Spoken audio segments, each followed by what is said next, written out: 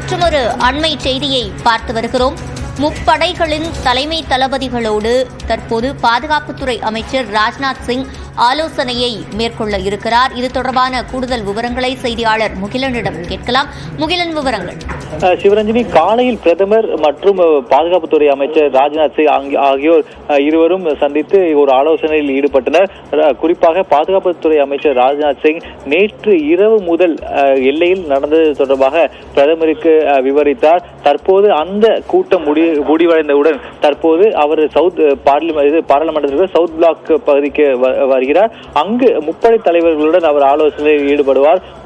முப்படை தலைவர்களும் தற்போது எல்லை பகுதிகளில் இருக்கக்கூடிய சூழ்நிலை என்ன, அங்கு இருக்கக்கூடிய பொதுமக்களை பாதுகாப்பதற்கு என்ன நடவடிக்கை எடுக்கப்பட்டு வருகிறது, அதே போல பாகிஸ்தானின் அந்த போர் நிறுத்த ஒப்பந்தத்தை மீறி அவர்கள் செயல்பட்டு தாக்குதல் நடத்தி வருகின்றனர். அவ்வாறு அந்த தாக்குதலுக்கு எவ்வாறு பதிலடி கொடுக்கப்பட்டு வருகிறது போன்ற அனைத்து விவரத்தையும் தற்போது பாதுகாப்புத்துறை அமைச்சர் ராஜ்நாத் சிங்குக்கு அவர்கள் விளக்க உள்ளனர். மேலும் இனி வருகின்ற நாட்களும் சரி, இனி வரக்கூடிய முன்னேற்றங்களுக்கு எவ்வாறு பதிலடி கொடுப்பது அல்லது எவ்வாறு கையாள்வது போன்ற அனைத்து விவகாரங்களும் தற்போது இந்த பாதுகாப்புத்துறை அமைச்சர் ராஜ்நாத் சிங்கிடம் இந்த ஆலோசனையில் விவாதிக்கப்படும். சிவரஞ்சனி, தற்போது சற்று முன்பு நாம் வெளியிட்ட செய்தியின்படி பாகிஸ்தான் சண்டையை நிறுத்துமாறு கோரிக்கை விடுத்திருக்கிறது.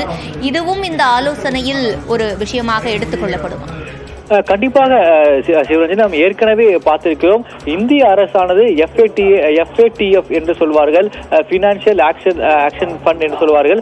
அவர்களிடம் ஏற்கனவே இந்த பாகிஸ்தான் தொடர்பான விவகாரத்தை எழுப்புவதற்காக திட்டம் தீட்டி வருகின்றனர். அதாவது பாகிஸ்தானுக்கு வழங்கக்கூடிய நிதியை எவ்வாறு குறைக்க வேண்டும், ஏனென்றால் அந்த நிதியை அவர்கள் தீவிரவாத செயல்பாடுகளுக்கு பயன்படுத்துகிறார்கள் என்ற ஒரு வாதத்தை முன்வைக்க இந்திய அரசு முடிவு செய்திருக்கிறது.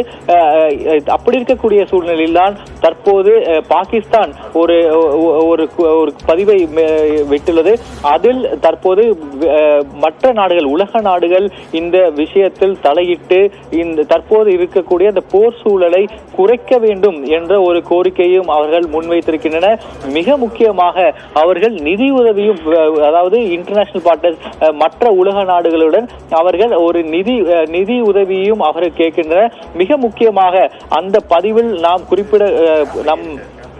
மிக குறிப்பாக பார்க்க வேண்டிய அந்த வார்த்தைகள் என்னவென்றால், heavy losses inflicted by the enemy. அதாவது பாகிஸ்தான் இந்தியாவை ஒரு எதிரி நாடாக பார்க்கிறது. அவ்வாறு இந்தியா நடத்திய தாக்குதலில் பாகிஸ்தான் பெரிய தாக்குதலுக்கு உள்ளாகியிருக்கிறது, பலத்த சேதங்களை சந்தித்திருக்கிறது என்பதை தற்போது பாகிஸ்தானே ஒப்புக்கொள்ளும் வகையில் ஒரு பதிவை அவர்கள் இட்டுள்ளனர். அதே போல இந்த தாக்குதல் தொடங்கியதிலிருந்து அவர்களது பங்குச்சந்தை கடும் சரிவை சந்தித்திருப்பதாகவும், நாடு இனி தொடர்ந்து முன்னேறுவதற்கும் அவர்கள் செயல்பாடுகளுக்கும் மற்ற உலக நாடுகள் முன்வந்து நிதியுதவி வழங்க வேண்டும் என்றும் ஒரு கோரிக்கையை முன்வைத்திருக்கின்றன. ஆனால் தற்போது நாம் இதில் குறிப்பாக எடுத்துக்கொள்ள வேண்டியது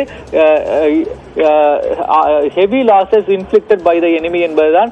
அதாவது இந்தியாவின் கையில் அவர்கள் பலத்த பாதிப்புகளை சந்தித்திருப்பதாக தற்போது பாகிஸ்தானே ஒத்துக்கொண்டுள்ளது. சிவரஞ்சனி.